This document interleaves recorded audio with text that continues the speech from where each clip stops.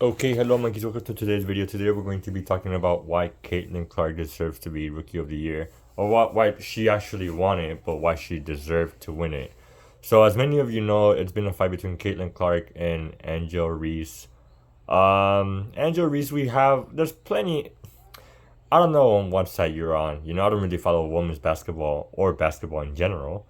But we have seen plenty of evidence why Angel Reese has just pretty much purposely made plays to raise up her stats in a way.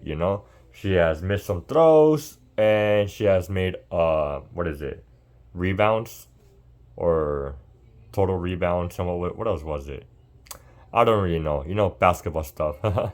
But there's been plenty of evidence to prove that she's just been stacking up her stats on a losing team.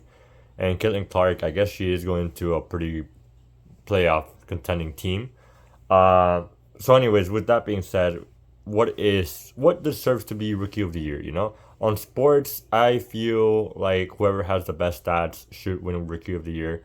Now, it might sound obvious, but there are plenty of other reasons why a person should win Rookie of the Year. Now, let's say this. Let's say you have player A and player B.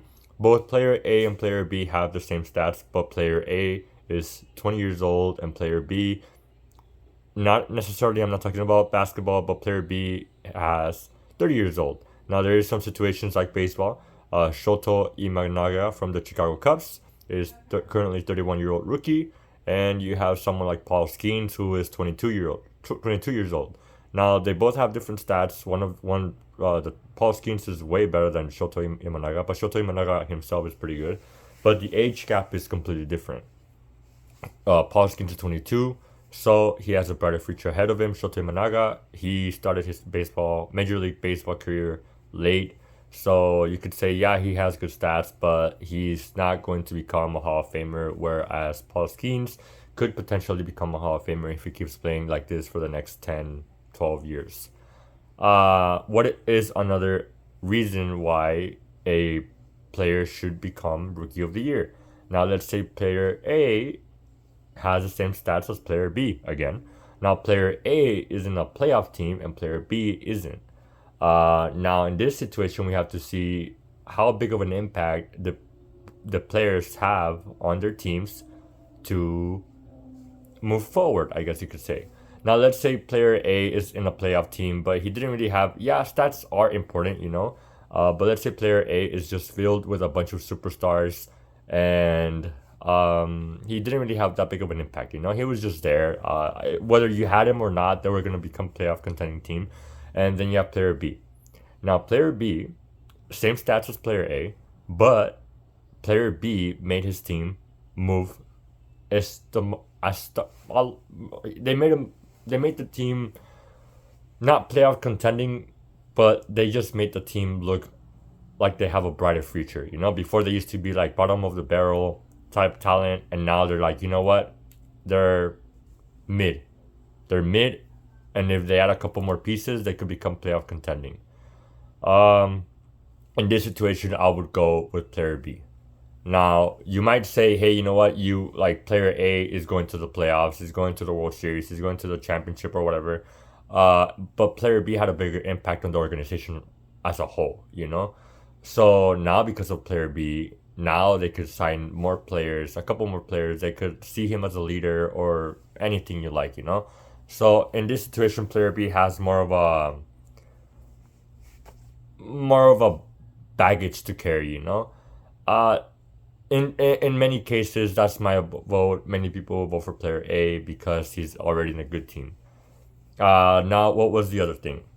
The last thing is what? Okay, so we have age, we have how big of an impact they have on the team, we have performance, of course, is number one. But what else is it? Oh well, how good of a good Samaritan you are. It doesn't really. It does affect your outcome, but it is better if you're, eh, um, I guess you could say, involved in the community. But that has in baseball you have other awards for that is Roberto Clemente Award. So basically, the Roberto Clemente Award is how much impact in the organization you are involved. You know, if you make any community service, not necessarily community service, but any charity events or any sort of stuff like that. So there is another award for that, but I guess you being good outside of the clubhouse is a good thing. And I think that's it. I don't really have anything else. So yeah. Oh, okay. So with Angel Reese, no, my bad.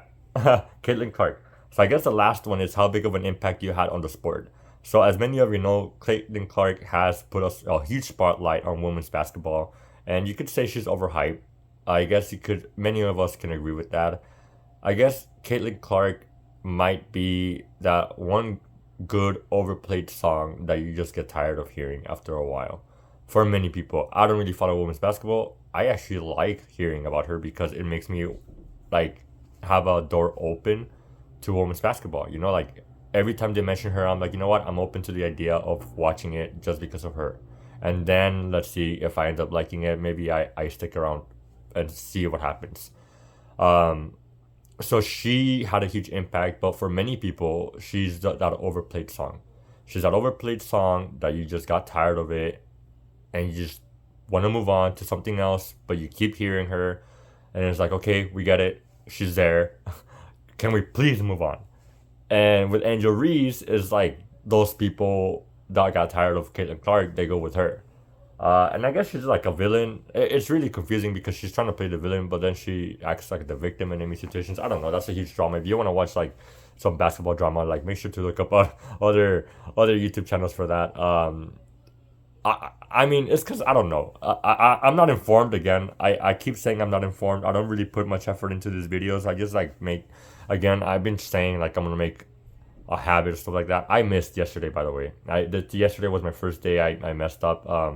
I was pretty busy. I've been pretty busy. This is the only day that I actually had a little time. And tomorrow morning I'm gonna have time. So hopefully I could make a couple more videos. But yeah. Um, but yeah, I don't know. It's just very complicated with Angel Reese because she's a talented player, but she's just like stacking up stats, and I guess her teammates are allowing her. I don't know. It's just very complicated. But yeah, I think Caitlin Clark deserves it just because she's a better player. She has put a huge spotlight on women's basketball in general. I'm happy she got anonymously voted, but I'm glad she didn't win MVP because Aja Wilson, I think it's her name. When I saw her stats, she's crazy good. She's crazy good. She's been in women's basketball for a while. Mad respect for her. But then again, I wouldn't have known who she was if it wasn't for Caitlin Clark. So it sucks to say this. It sucks to put her as a shadow, but she's not a shadow. She's a really good player on her own.